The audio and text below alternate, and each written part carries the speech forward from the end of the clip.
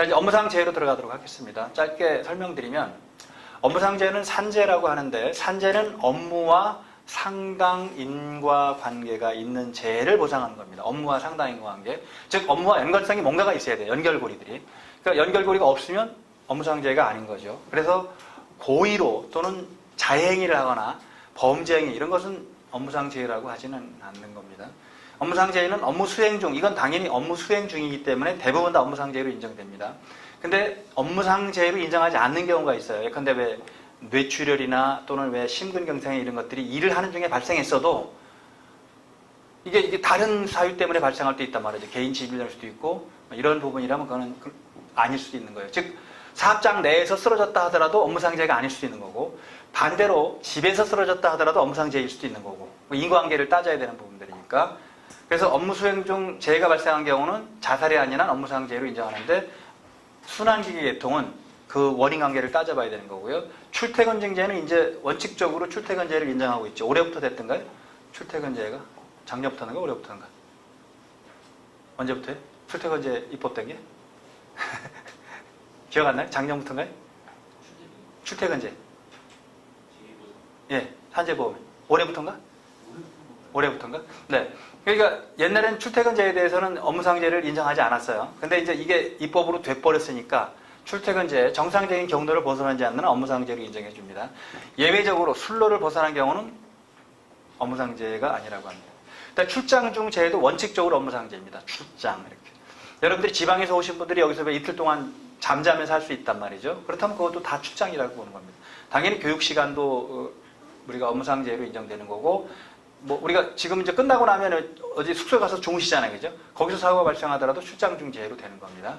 술로를 벗어난 경우는 제외. 이게 어떤 경우에 많이 벌어지냐고 봤더니 이렇게 올라와서 왜 교육을 받은 다음에 저녁에 오랜만에 친구 만나서 소주 한잔하고 왜 유흥도 좀 즐기고 이런 경우에 발생한 경우 이러면 또 술로를 벗어났다고 할 수 있는 거죠. 그러니까 내가 숙소에 들어가서 그냥 뭐 사고가 발생했다, 숙소에 가는 중에 발생했다 이러면 다 업무상 재해인데 술로를 벗어났다고 보면 아닐 수도 있는 겁니다. 행사중 재해는 노무관리상 필요한 행사중 재해는 당연히 업무상 재해입니다. 야유회를 한다든지 산악회를 한다든지 뭐 이런 거. 심지어는 회식 같은 경우도 업무상 재해일 수 있는 거죠. 근데 자기네끼리 회식한 건 업무상 재해가 아니고 부서장이 인솔하에 뭐 회식을 한다 이런 부분들. 근데 이런 건 또 아닐 수 있죠. 1차 회식이 끝났는데 부서장은 이제 가고 그냥 우리끼리 한 잔 더 할까? 뭐 이렇게 해서 하는 경우 그건 또 업무상 재해라고 보기는 어렵죠. 그냥. 그래서 나중에 이 회식 같은 거 업무상 재해는 누가 돈을 냈냐 뭐 이런 등등까지 다 검토해봐서 업무상 재해 여부를 따집니다. 그다음에 과로성 질병이 요새 굉장히 많죠. 뇌, 심장 등 순환기계 질병이 과로 스트레스에 기인한 경우 이 과로 스트레스를 또 입증해야 되는 문제가 생겨서 잘 인정 안 해주고 있죠. 그다음 암 관련 질병 원칙적으로 인정하지 않습니다. 어떤 암이든 인정하지 않는데 인정된다는 건 예를 들면 먼지를 많이 마시는 분들이 걸릴 수 있는 예컨대 폐질환 같은 거 이런 건 가능할 수 있겠죠. 그 다음에 제3자 재해는 산재보상 후 구상권을 행사하는 거고요. 그러면 이제 보험급여 종류는 그렇게 업무상재로 인정되면 인정 안 되면 하나도 보상이 안 되지만 인정되면 요양급여 4일 이상 국민건강보험 진료수가 범위 내에서 치료를 해주는 거고 휴업급여는 취업하지 못한 일일에 대해서 평균의 70% 상당액을 지급하는 거고 상경보상연금, 장기 환자에 대한 휴업급여 대신 보다 높은 수준의 보험급여. 이거는 많이 쓰지는 않습니다. 장기 환자에 관련된 부분이고 폐질 질환 1, 3급 그 이내고 장애는 치료가 끝났는데 장애가 남는 거에 대해서 장애 정도에 따라서 1급에서 14급까지죠. 그 다음에 1급부터 3급, 1급부터 3급까지인가요? 1급부터 3급까지는 연금만. 그 다음에 4급에서 7급까지는 연금 또는 일시금 선택. 8급부터 14급까지는 일시금 이렇게 이제 좀 기준을 두고 있는 거고요. 1급에서 3급은 아예 그 노동력 상실률을 100% 보는 거예요. 아예 일을 못한다라고 보는 거죠. 간병급여는 간병이 필요한 경우 실제로 간병 반드시 지급하는데 주로 간호사 비용을 주는 거죠. 그 다음 유족급여는 유족의 생활보장을 위해서 지급하는 거고 유족급여 관련 부분은 연금으로 대부분 줍니다. 일시금으로 주는 건 거의 없죠. 장의비는 실제 소요된 비용인데 최대 금액과 최저 금액이 있습니다. 네, 사례를 보면 추운 날씨 산행이 급성 질환으로 발현된 경우 산재를 인정한다. 기존 질병이 있다 하더라도 그 기존 질병을 급격하게 악화시키는 특별한 사정이 있으면 업무상재로 인정하는 겁니다. 그러니까 기존 질병이 있다 해서 안 되는 게 아니고 기존 질병이 있어도 그 사유 때문에 급격하게 발병이 했다면 업무상재해가 될 수도 있다 이렇게 봅니다. 그 다음에 이제 삼성전자하고 등등이 문제가 됐던 거죠. 반도체 사업장의 뇌종양 산재로 인정. 그동안 산재로 인정 안 하다가 이제 반올림인가요? 뭐 등등 해서 막 이제 합의했죠. 다 합의하고 이제 최근에 들어와서는 이게 원인은 잘 모르는 거예요, 사실은. 과학적으로 명백히 증명되진 않는데 어제 우리가 그럴 때 쓰는 용어가 뭐였었죠? 개연성 이론이 도입되는 거죠, 그죠? 그 사업장에서 그렇게 많이 발생이 돼? 근데 원인은 정확하게 몰라. 그렇다면 업무상재, 이게 민사배상이 업무상재해니까 업무상재해로 인정해 주는 건 의미 있는 그런 부분들이 이제 뭐 당사자간에 잘 합의가 돼서 물론 금액은 얼마나 줬는지 모르겠어요.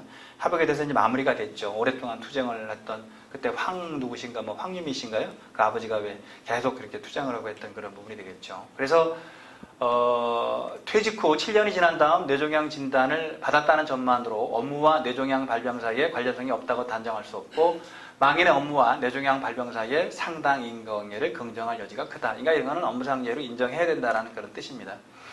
그 다음에 과로 스트레스로 인한 우울증 부분은 당연히 업무상 재해다 이렇게 하고 있습니다. 그러니까 과로 스트레스에서 우울증이 유발되고 우울증이 부담감으로 오고 이거는 뭐 공무상 질병이기 때문에 공무원 관련 부분들일 거고요. 일반 산재하고 좀 다르지만 이렇게 공무상 질병 중에서도 자살을 인정하는 사례, 그게 악화돼서 이렇게 인정하는 것은 자살도 업무상재해로 인정한 게 있습니다. 그 다음에 노사 갈등, 그 다음에 감시, 통제에 의해서 우울증이 발생한 거, 이것도 업무상재해로 본 그런 부분들입니다. 이거는 일반 기업에 관련된 부분들인데, 뭐 자살 같은 경우는 원칙적으로 업무상재해를 인정 안 하지만 그 우울증이 예컨대 악화돼서 업무상재해 이렇게, 이건 자살한 건 아니고 우울증이 악화된 부분은 업무상재해라고 볼 수 있겠죠. 그 다음에 2차 회식 장소에서 계단에서 출항경 산재 인정한 것도 있습니다. 1차 회식이 전체적으로 하고 2차 회식 일부 갔지만 부서장이 한꺼번에 몰아서 갔다든지 뭐 이런.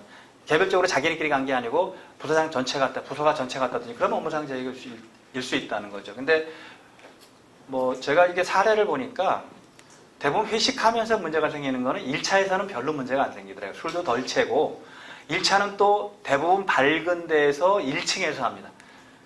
근데 2차는 대부분 어두운 데서 지하 또는 2층 이런 데가 많더라고요. 사건을 보면. 그러니까 거기서 왜 계단에 추락하거나 뭐 이런 경우가 되게 많이 발생하더라고요. 그래서 회식 같은 거 할 때도 좀 그런 걸 골라서 하시기 바랍니다.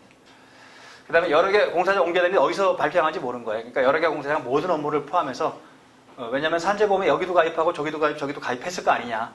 그냥 근로복지공단은 여러 개 사업장을 다 판단해서 업무상재해 인정 의무를 판단해라 이렇게 하는 부분들입니다.